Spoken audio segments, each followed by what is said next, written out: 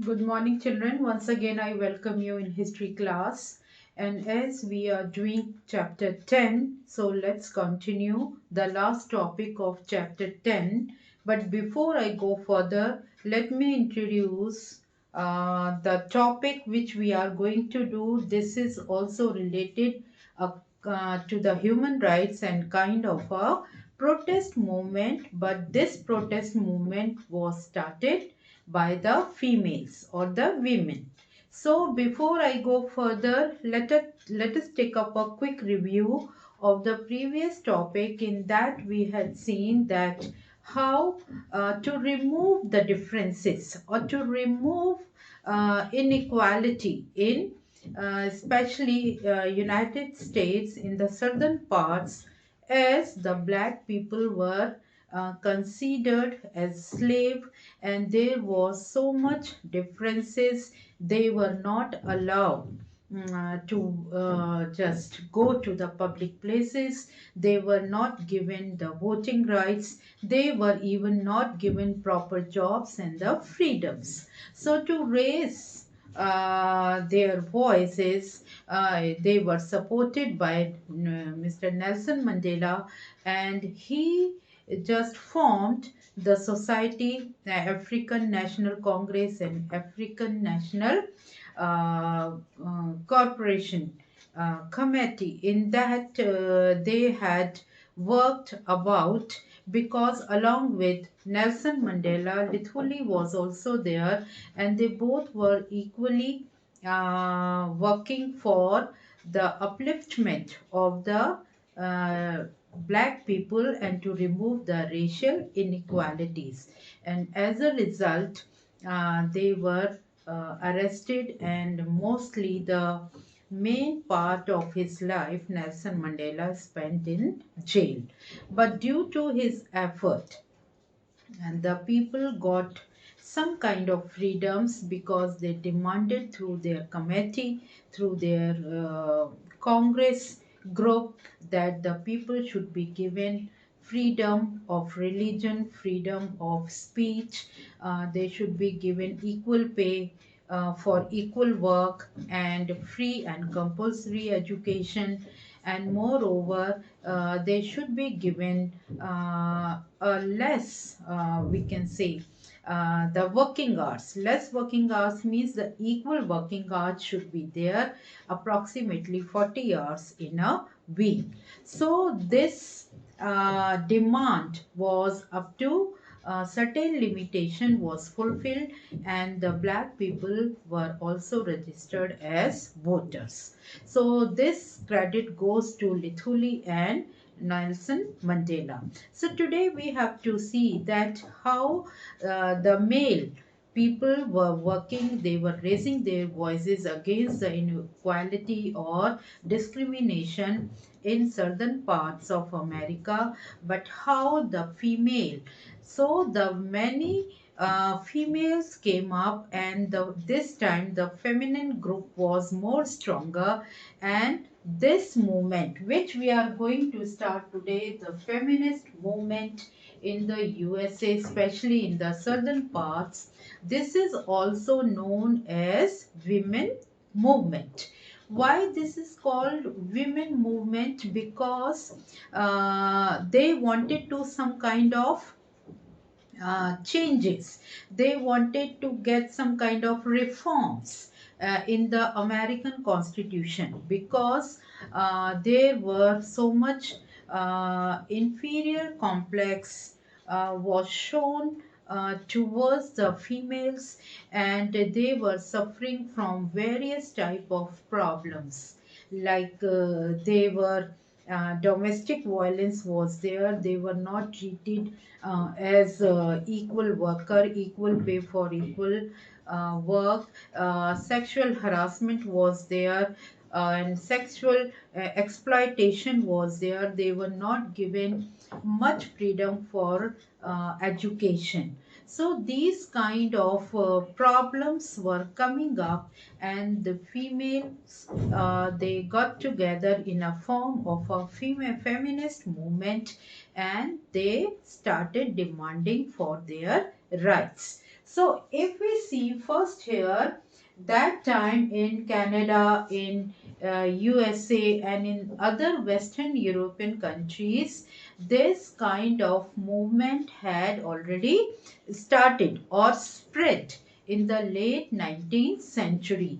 And we can say that there were three kinds of wave came up, right? So in the Western world, there were three types of waves. Here I have written three waves were there. So the first wave was the females. They just started protesting to get political equality. Here I have written to get political equality and to have uh, the right of suffrage. Suffrage means voting right. That means that feminine group also wanted to come up to take up, we can say, part in the political activities, and they should be given right for vote. And that's why later we will see that how when that American Constitution was holding the hearing about the lowering the age of females up to the age of 18 years. So to protest against this step of the American Constitution, that women movement was also started. They also started protesting that the age should be uh, approximately like male, like in other fields also. They started raising their voice, especially in the other fields also, in the other areas also, how the males were mainly appointed in the jobs also, in the political field also, in the Congress also, the much representative was of male. So here the first wave was also related to the political equality and to get the voting right. Then second wave was about to fight, to combat. For what? For the political, social, and cultural inequalities. That in the society there were so much differences. There was no equality. Everywhere the males were given privileges or the superior position. So this women movement also started fighting. They also started raising their voice that in the society, in the political field and in the cultural field, the females should also be given equal opportunities like men. Then the third wave was there. They wanted to have a renewed campaign. The campaign was there, kind of a three waves were there. So the third wave was more stronger because they wanted to have renewed campaign. For what? So there should be a greater influence in politics. That means now the females also wanted to come up in the political fields and they wanted to be elected. They wanted to take part in the political activities. So these were the main three waves which came in the later 19th century in Western world.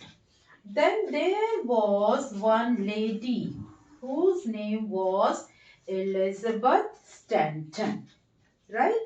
So this lady supported the female groups, the women's movement, and she called a conference in New York, and in that conference approximately 12 resolutions were passed. Regarding what? Equality. I have written there about equality, that how female should be considered equal than men.